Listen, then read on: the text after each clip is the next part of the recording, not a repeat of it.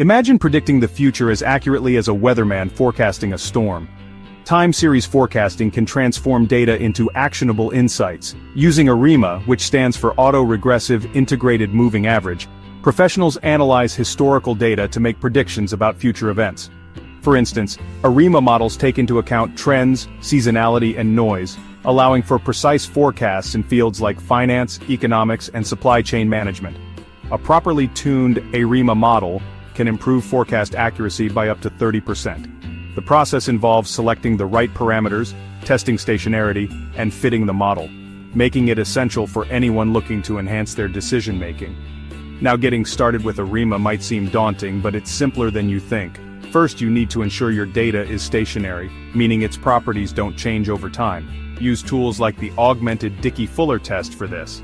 If your data isn't stationary, apply differencing to stabilize it. Next, you need to select your ARIMA parameters, P, D, and Q. Here's the trick. P is the number of lag observations. D is the number of times the data needs to be differenced to achieve stationarity. And Q is the size of the moving average window. You can use ACF and PCF plots to identify these parameters. Once you've got your parameters, it's time to fit your ARIMA model.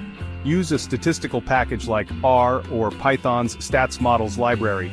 Fit your model using historical data and validate it with out-of-sample testing to ensure it performs well on unseen data.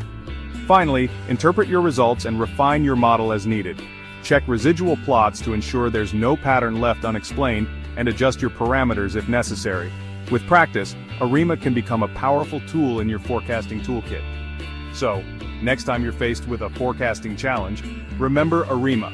It might just be the key to unlocking future predictions with precision. Thanks for tuning in, and happy forecasting.